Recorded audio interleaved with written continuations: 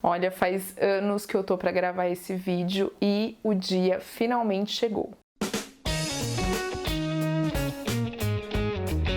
Hey pessoal, eu sou a Aline pro NA Nenhuma das Alternativas e hoje eu vim aqui para falar sobre as cores, como elas influenciam nos filmes, como elas ajudam a contar as histórias. E eu vou pegar aqui como recorte um filme específico que é Herói, filme do diretor chinês Zhang Yimou e que é um dos meus filmes favoritos da vida. Você com certeza já reparou que as cores dentro dos filmes têm uma função bastante importante para ajudar a construir essa narrativa, porque muitas vezes as cores elas representam algo, elas transmitem sentimentos, elas são carregadas de alguns significados. E existem algumas associações bem claras que já são feitas com determinadas cores e cenas que são filmadas em produtos audiovisuais. Um diretor que gosta muito de usar a paleta de cores para contar suas histórias é o diretor Wes Anderson. Em Moonrise Kingdom, por exemplo, ele utiliza na fotografia muito do amarelo. Com essa tonalidade que ele usa e até por conta da sua narrativa, o amarelo aqui representa juventude,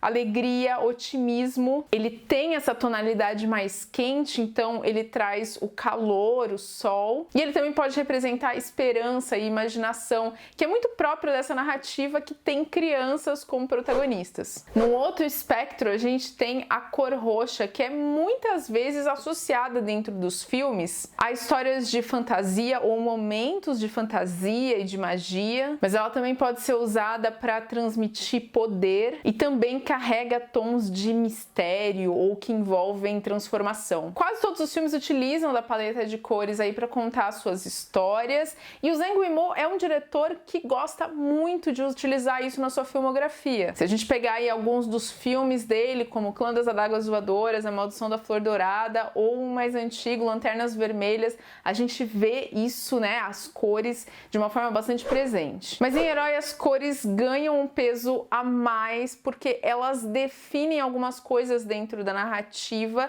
e elas explicitam algumas coisas nessa construção também. Eu vou explicar um pouquinho aqui de por que esses tons são tão importantes e inclusive essenciais para dentro da narrativa de Herói. A gente tem 5 cores principais no filme, até tem mais uma ou outra, mas que eu acabei deixando de fora. Eu vou focar nessas 5 principais. A gente tem o preto, o vermelho, o verde, o azul e o branco. Bom, e é claro que para eu falar sobre cada um desses significados, eu vou precisar entrar em detalhes dessa narrativa, então a partir de agora tem spoilers. Se você ainda não assistiu esse filme, eu recomendo demais, já falei aqui que é um dos meus filmes favoritos. E você consegue ter acesso a esse filme tanto para alugar ele nas plataformas digitais ou também dentro do streaming da Paramount Plus. Bom, então vamos lá com a cor que começa a história, que é o preto. Herói conta uma história sobre uma história que está sendo contada. A gente começa num tempo muito distante, ali na região da Ásia, onde vai vir a se tornar a China, mas por enquanto naquele momento histórico aquele lugar ainda é dividido em muitos territórios. E a gente tem esse protagonista que é o guerreiro sem nome, interpretado pelo Jet Li, e ele chega para o imperador de um desses reinos, que é o imperador de Qin, esse homem que está conquistando vários outros territórios e unificando num único, né, que ele governa. O Sem Nome conta que ele matou 3 dos principais guerreiros que estavam se opondo à conquista do imperador de Qin, e ele tá trazendo ali 3 espadas, as 3 espadas dos guerreiros, para provar que ele os matou. Essa oposição aos 3 guerreiros era uma das coisas que estava atrapalhando muito o imperador de Qin a conseguir conquistar todos os territórios que ele queria. Bom, e aí a gente tem todo esse cenário com bastante preto, né? Todas as roupas dos personagens, tanto do guerreiro, quanto do imperador, quanto do exército ali em volta no palácio do imperador. Você tem muitos tons de preto na decoração também. A luz não é uma luz que estoura, não é uma luz muito forte, então fica aquela coisa da penumbra em alguns espaços. E o preto, que tem várias representações, aqui ele chega muito forte, significando primeiro o poder do imperador. Você vê toda a grandiosidade também do que ele construiu ali e como aquilo é opressivo, mas também tem sobriedade nesse preto, tem tristeza. A gente vai vendo ao longo da história como essa tristeza natureza vai se fazendo presente ali naquela parte da história que está sendo contada através do preto. Eu acho que todo esse cenário construído no preto também traz bastante frieza. Os dois personagens principais desse cenário, que é o Sem Nome e o Imperador, eles têm muita certeza daquilo que eles pensam e daquilo que eles estão fazendo, certeza sobre os seus destinos, o que eles precisam fazer para alcançar isso. E é claro, a gente tem o significado da morte também dentro desse preto, que vai ser o caminho final do nosso protagonista, é isso que ele vai encontrar. Daí a gente chega numa das partes mais bonitas do filme, que é a narrativa em vermelho. É quando o Sem Nome tá contando a história da Neve Voadora e do Espada Quebrada, esses dois guerreiros que têm uma ligação amorosa, portanto a história deles está interligada. E cada vez que ele conta a história dos guerreiros que ele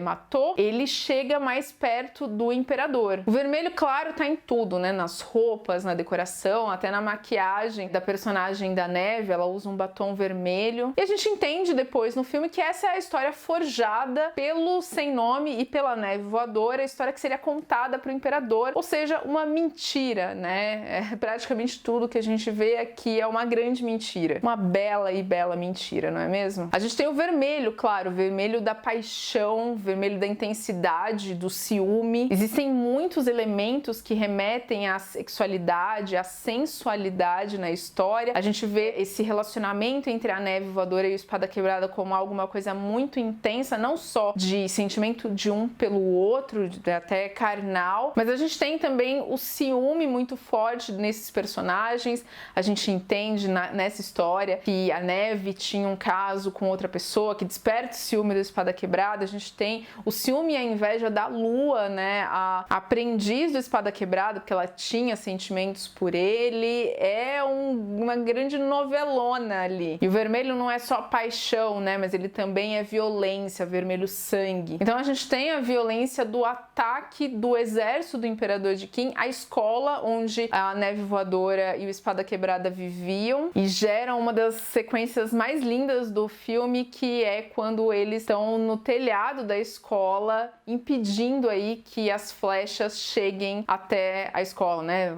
Que a maior parte chegue, porque muitas chegam sim. Dentro de toda essa sequência de vermelho, a gente também tem o assassinato do Espada Quebrada ali pela Neve num momento de fúria, e tem também a luta entre a Neve e a Lua, outro momento super bonito ali no meio da natureza. Então o Zhang Yimou utiliza os elementos avermelhados da natureza, né, daquela floresta, as folhas ali, né, num tom meio de outono. Outra cena muito bonita e bastante forte também. O vermelho então foi usado nessa narrativa para tentar atingir o Imperador, para fazer com que ele comprasse essa história. Acontece que o Imperador, ele já tinha tido um encontro ali com a Neve, com a Espada Quebrada principalmente, e ele sabia que esse tom vermelho de fúria, de intensidade, de emoção acima da razão, não condizia muito com o que ele tinha visto no Espada Quebrada, não. Daí a gente chega na narrativa verde, que são as lembranças do Imperador de quando ele teve esse encontro com o Espada Quebrada, quando o Espada e a Neve Voadora invadiram o palácio dele para tentar matá-lo. Então, quando a gente tem os trechos em verde da história, a gente lembra do passado, né? Ele traz essa questão da juventude dos personagens. Mas além da juventude, o verde também representa a esperança dos dois, da Neve e do Espada Quebrada, de um futuro melhor. Afinal, eles estavam lutando para tentar salvar o reino da Neve da influência do Imperador. Acreditavam que mantendo o reino longe das mãos do Imperador, ele teria sua independência e finalmente sua paz. Nesse momento, tanto a Neve quanto o Espada Quebrada, eles têm esses objetivos em comum e eles estão bastante felizes e esperançosos. A natureza é bastante presente aqui também nesse momento, aí utilizando os tons que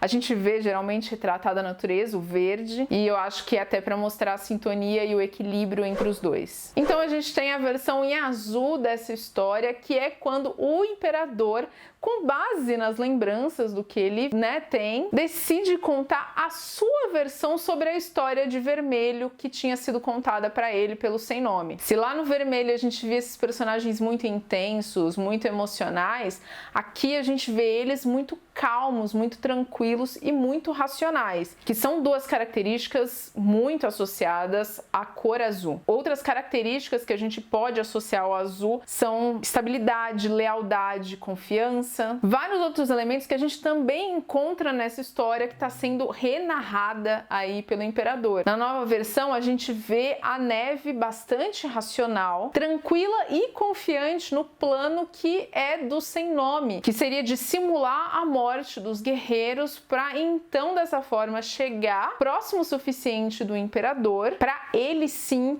com a sua técnica, matar o imperador. Afinal, ele também era dos reinos conquistados pelo imperador e ele não estava nem um pouco satisfeito, ele queria a morte do imperador. A gente tem aqui mostrando também a racionalidade da Neve acima da emoção, diferente ali do vermelho, que foi emoção acima da razão, mas quando ela analisa todo o plano e coloca esse plano acima da própria vida e do relacionamento dela com o Espada Quebrada. Também é dentro da narrativa em azul que a gente tem a belíssima luta entre o Sem Nome e o Espada Quebrada acima do lago, né? Tendo aí o elemento da água, que é o elemento natural mais evidente relacionado à cor azul. Nessa história, o imperador chegou bastante perto da verdade, mas como o Sem Nome explica no final, o próprio imperador subestimou o Espada Quebrada. E aí que a gente vai para última versão da história, a narrativa branca. O branco pode representar, entre várias outras coisas, mas aqui especificamente, a humildade, a paz e a pureza. Eu acredito que aqui, inclusive, a gente pode estabelecer a relação da pureza com a pureza da história, porque aqui a gente chega na verdade. A gente descobre de fato a verdadeira história, o que o Espada Quebrada estava pretendendo, o que ele fez, que é surpreendente para a narrativa, porque ele decide abrir mão do que ele acreditava quando ele conheceu a Neve, tudo que eles construíram juntos, porque hoje ele vê que a paz daquele território só seria encontrado sob a regência do imperador de Qin, que unificaria tudo e acabaria com as guerras entre os territórios. É um movimento bastante altruísta para o personagem, que passou boa parte da vida dele lutando contra o imperador, ao lado da Neve, o grande amor da vida dele, que ele sabia que jamais iria assumir essa mesma postura que ele estava assumindo. Apesar de eu ter associado a cor preta do filme à morte, e eu acho que traz sim também esse significado, a gente tem que lembrar que nas culturas orientais a cor associada à morte é o branco. E estamos falando aqui, claro, de um filme chinês. É interessante notar que no filme as verdadeiras mortes ou acontecem na trama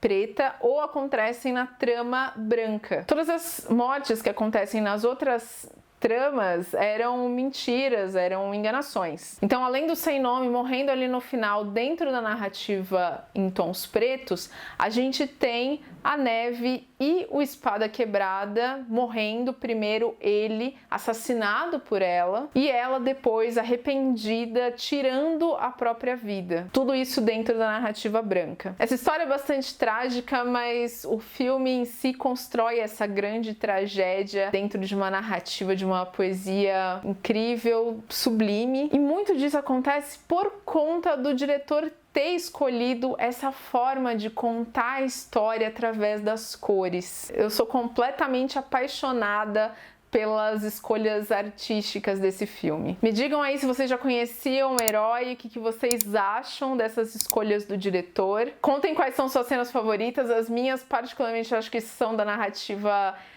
vermelha, ali quando eles estão protegendo a escola, e a luta também da Neve com a lua, mas eu gosto muito do plot twist no final do Espada Quebrada, explicando para o Sem Nome, né, escrevendo ali na areia, nossa terra, né, que é o termo aí que a China seria conhecida depois. É bem bonito, bem triste. Obrigada por me acompanhar e até o próximo vídeo. Tchau, tchau!